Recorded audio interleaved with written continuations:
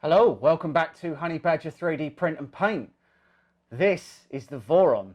There are many like it, but this one is mine. But first of all, roll those credits.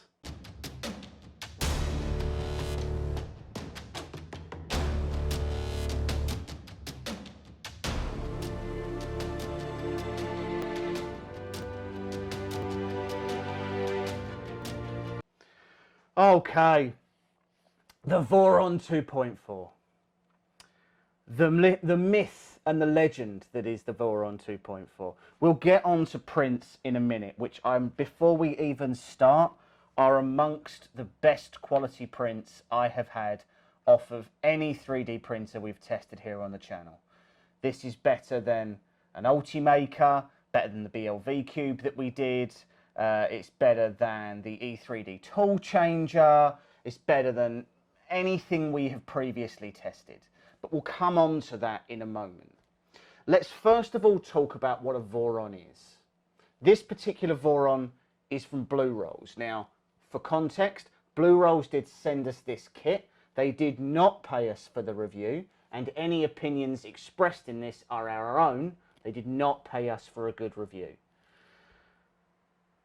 You get everything you see here except for the printed parts. Now, blurolls do also sell the printed parts, but we wanted to do ours in our own colours, so here we are. Almost everything in here is printed in ABS. Most of the black pieces here are actually printed in ASA-X from 3D Filament. We'll put the link to that in the video description. It's ASA that you don't have to print in an enclosure, because up until now, I didn't have a machine with an enclosure. What is a Voron? So Vorons are a community project with a few chief designers, but primarily it's input from the community on different designs. There are different Vorons. So there is this, the Voron 2.4. The Voron 2.4 has a static bed, and the gantry moves up and down on 4 Z motors. You have the 1.8, which is a more traditional Core XY. You have the Legacy, which is one of their older ones as well. You had the V0.1. Keep an eye on the channel. Don't forget to like and subscribe, because we are going to be doing a video on the Voron V0.1. That's a teeny tiny little printer, really a contender to something like the Prussian Mini, for example. And then they had the Voron Switchwire, which is an all-linear rail Cartesian. I think they call it a Core XZ or something. But anyway, this is a 350 by 350 version. It's not particularly cheap. So if you buy this from blurolls on AliExpress, the whole kit will cost you about I think somewhere in the region of about $1,200 US plus shipping and import tax. So not a cheap machine, but if you buy one, it may very well be the last machine you ever have to buy. Now you'll notice a few things straight out of the gate. I don't know if you can see from there, but we'll take a look inside the machine at the moment. My wiring is not great. That is not the machine's fault. So that is because I neglected to anticipate just how long the wiring harness for this actually needs to be. As a result, I put on some clipped JST connectors, and they don't fit inside of my cable chains. Again, nothing to do with the Voron design. That's me. I need to go through and do a rewire on this tool head at some point. But I have been printing with it since I made it, and my God, it's really difficult to bring myself to actually say, oh yeah, I'm gonna dismantle this and do some of this again. So let's start with the quality of the kit, right?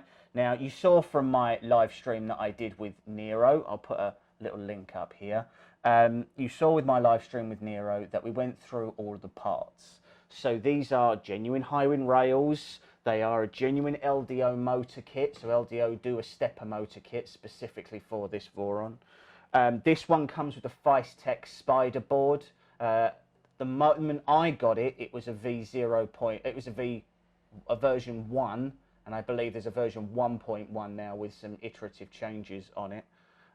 When you order, if you order, I definitely recommend getting the updated board. There's a couple of issues that the original board has. I didn't come across those, but other people have. They're well documented on the Discord group, so definitely go and have a look at those. There are so many cool things about the way this works that it's almost it's really hard to go into everything, but we're going to try and cover everything off. So so this does have an auto bed leveling sensor, right? But it doesn't use that to home. So I'll show you in a second, but just at the back there is there's a little pressure switch. The tool head homes X, homes Y, and then it goes to that little pressure switch, and that's how it homes Z. The bed leveling sensor is not used to level the bed, really. It's used to go around and level the quad gantry system. So there is a stepper motor on each corner, and what the bed does is it goes down, measures, probes all 4 points around the bed, and then it adjusts the Z motors accordingly to then make the gantry level to the bed. This is something that it's a very similar system to the way that the V-Core works on the rat rig, except on the rat rig they level the bed, not the gantry. So so I don't think either way is any more accurate than the other way is. What matters is that when you do a normal bed level mesh with something like a BL Touch or something like that, where on a Prusa it creates a mesh, right? That is, the machine measures the bed, and then it creates a mesh in the software to adapt where the tool head should go up and down across the entire bed surface. The problem with that is that your bed isn't actually level. Your machine is compensating for the fall. This, on the other hand, does physically level your tool head. As a result, you can achieve high quality at comparatively high speeds, a high level of stability, and just a really all-round excellent machine. Like I cannot stress how much I'm genuinely enjoying using this.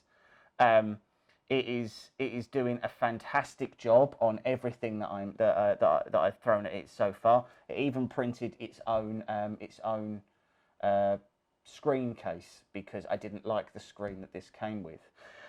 And therein comes the problem, or at least the conversation that we have to have about the Voron.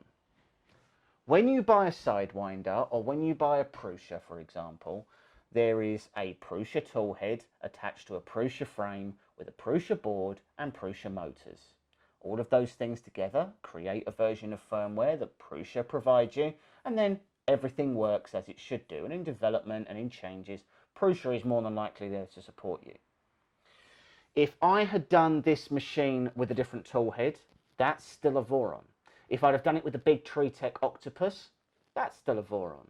If I had used a different bed leveling sensor, that's still a Voron. And if I'd have used a different screen, that's still a Voron. And what it means is that when you're configuring Clipper, you are configuring it for your machine. There are some jump-off points that people like Feistek and Big Tritech and indeed blurolls, they give you an initial set of configuration that you can go through, and you can try to you can use that as a starting point.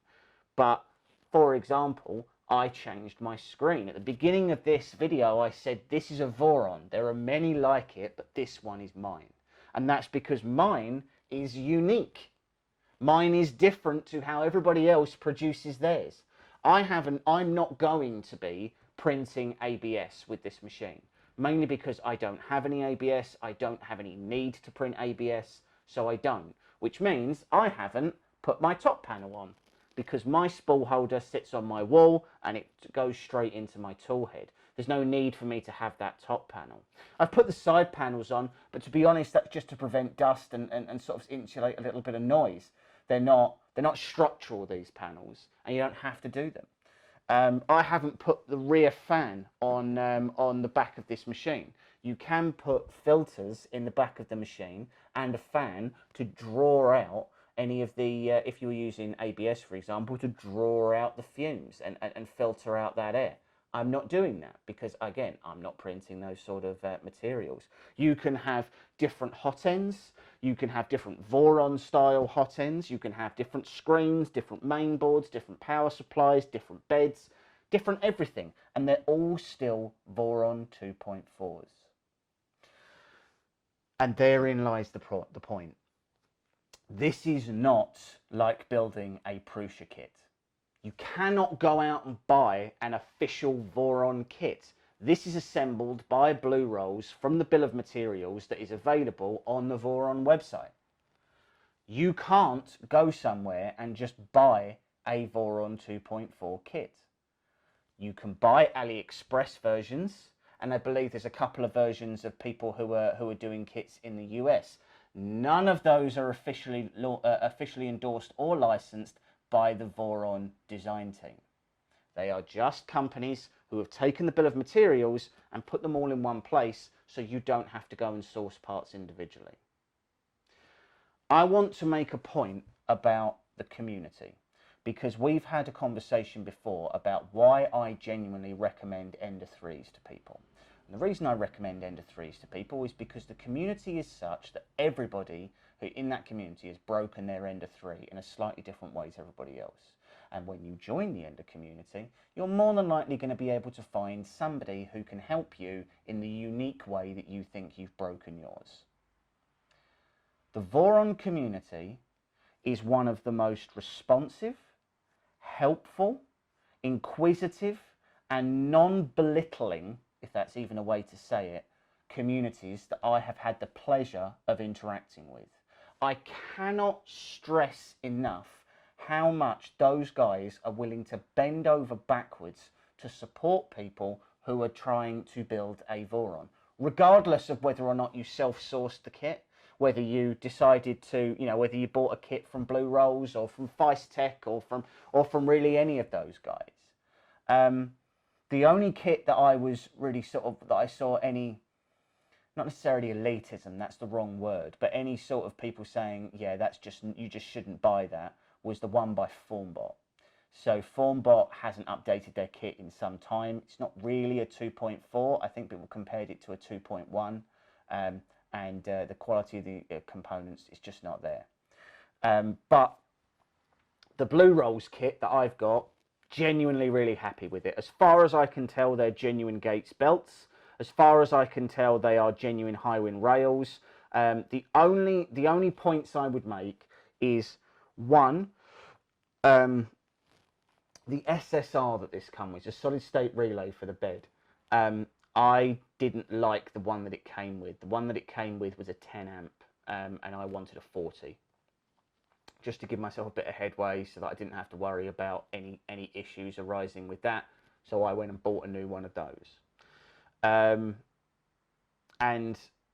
me personally, I kind of feel like there's a few issues still to work out with the Tech board, because getting Clipper onto this was not as easy as it should have been.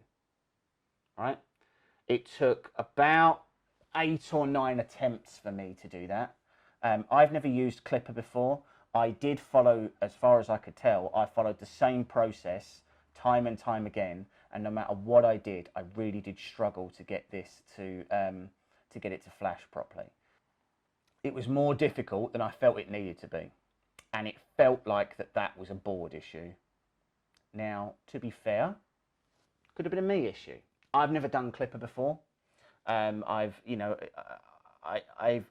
had Octoprint on my machines, but I've certainly never dealt with Mainsail. I don't use Linux on a regular basis, so I'm not used to the interface. And the guide for the 2.4 is really good, but there are a couple of parts that trip me up, and I had to go to the community to get those guys to help me, which again, I cannot be clearer about how quickly I was responded to on the Discord. These are not people who work for Voron. This isn't customer support, right? These people aren't being paid. These are community members who genuinely believe in this product. They know a lot of stuff and they want to help people get more machines. That's literally the only way I can put it.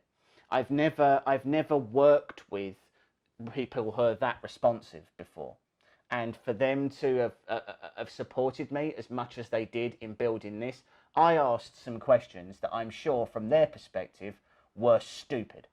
There was a point where I couldn't get my bed to heat up no matter what I did, and it turned out that the way the Feistek board works, I hadn't wired it properly basically, and there wasn't a you need to actually read the guide. There wasn't any why did you do that, or do you not know what you're doing, or if you don't know what you're doing you shouldn't be doing this, which is a lot of animosity and it's a lot of responses you get in other communities. These guys just said, hey, look, I want you to go back to this part in the guide, and we'll go through it together. I had 2 or 3 people who messaged me privately and helped me with those.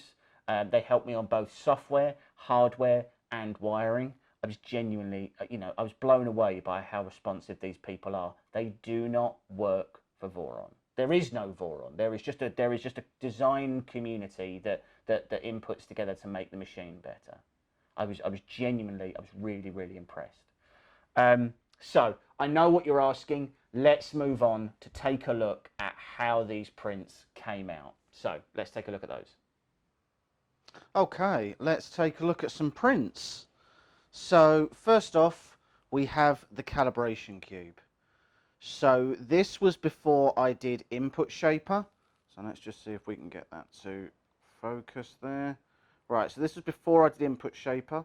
You can see there's a little bit of ghosting on the Y, but as you'll see from the next few prints, that has all but disappeared.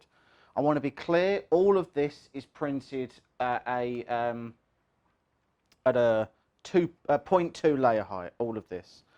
So this here is the benchy.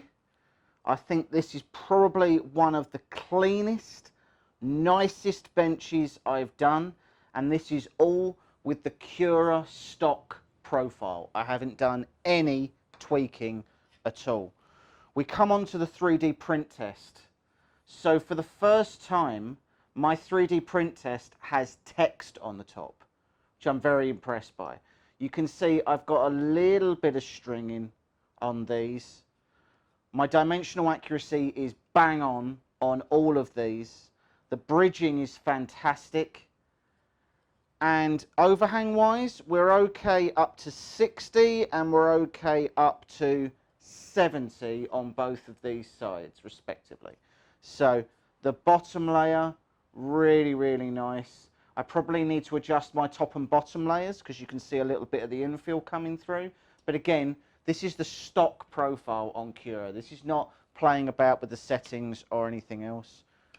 We did Honey Badger. Absolutely beautiful finish on that. The only caveat is that when I removed the supports, this part of the wheel of the spool on his back, that broke. Not ideal, but it is what it is.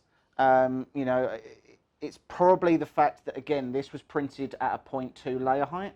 So perhaps if I'd have gone down to a 0.16 or something like that, they would have had a little bit more strength in them. But I mean, overhangs on the chin are fantastic. Bottom layer, fantastic. Very, very happy with that. We had to go to vase. This is done in vase mode, or vase mode, I suppose. What's amazing about vase mode is that this is all just one continuous line. And as a result, this is PLA, and look at how flexible this is. I took the bottom off this vase on purpose because I wanted to see how it did with less structure. But this is what you've got as a result of that. Completely flexible, really well done, and I mean not a missed line on it. Absolutely flawless. Very, very, very happy with how this turned out. Again, these are collectively some of the best prints I've had out of any machine that I've ever used. You know, I mean, this honey badger is as close to resin quality as I've ever seen. Before you start dealing with actual resin machines, and you really do lose layer lines altogether. But even on his stomach there, you can see the shine on all of those parts. Just came out absolutely glorious. Really, really happy with that. So, on to the final thoughts. So, you've seen the print quality. Let's talk conclusions. Should you buy this? Yeah. If you can afford one, you absolutely should. They do smaller versions, so this one's the 350. I think they do a 300, and I think maybe they do a 250. I can't remember. But absolutely, if you have the option to, buy one. They are, and I want to be clear about this, this is the best machine I have ever used. Period. End of conversation. This is a 10. Any flaws that I've had in these prints have been as a direct result of how I assembled it. And that is the key. If this machine doesn't work, it's because of something, and I hate when people say this on different groups, but the honest answer is that if this machine doesn't work right for you, take it apart and reassemble it, because you've made a mistake somewhere and you need to correct it. You've cheaped out on parts, you've bought non-brand high-wind rail, you've bought off-brand linear rails, or you've bought off-brand belts, or whatever, and there's an issue with something in your build. If you want peace of mind of what you're buying, you're just getting everything that you need, you just need to print the parts, definitely buy the blurolls kit. I can't fault the kit at all. The one caveat I would make about the blurolls kit is, bearing in mind they know the size of the machine, having pre-crimped correct length wires would have made the difference for me. That would have made me say, yep, this is the perfect kit. I don't think it is the perfect kit, but it's damn close. This is a 10 out of 10. There's no two ways about that. This prints better than every other machine I have ever used. These prints on this layer height to get this quality boggles my mind. I can't believe that I built this and this is how well it's printing. This is the kind of quality I would expect out of an Ultimaker, out of a Raise 3D Pro, out of a machine that cost considerably more than what I'm used to paying. If you were asking me whether or not you should buy a Prusa Mark III pre-assembled at, I think currently with shipping and everything else, it comes out at close to 1,000, or you should spend the extra money and get this, you should absolutely buy this. You will have to learn Clipper. You will be crimping your wires. This is not a weekend project. I was under the false impression that because I'd built printers before, I was going to be able to say, right, well, I can get this smashed out in a couple of live streams. Not the case at all. But when it's done, this is, hands down, for me, right now, the king of FDM printing. I do not believe you can drive better quality out of a machine than this. I know there is the Rat Rig V-Core. I haven't used one.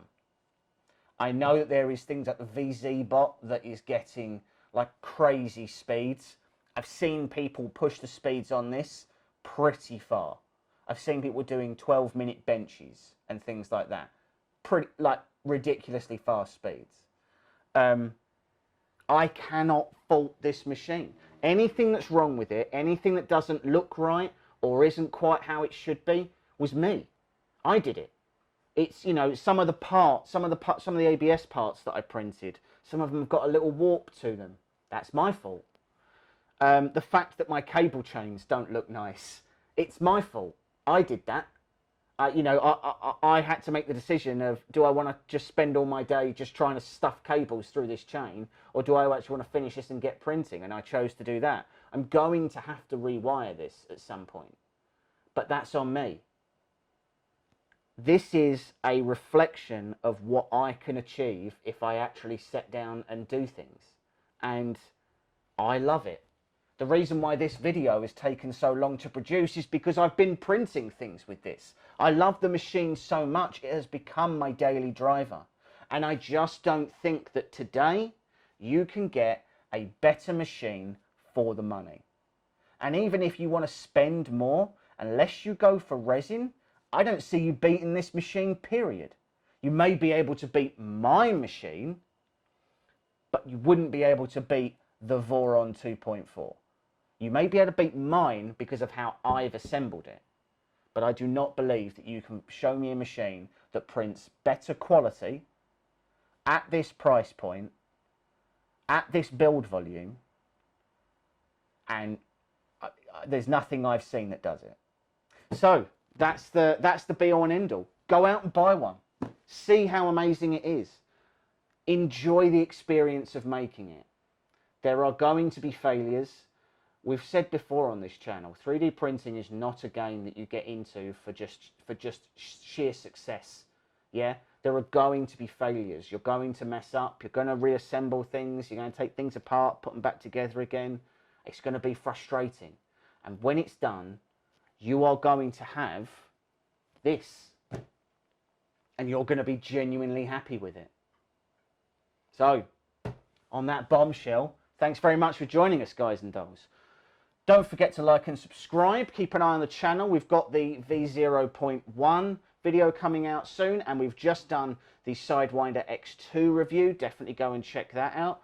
But if you want to buy one, links in the video description to the blurolls kit.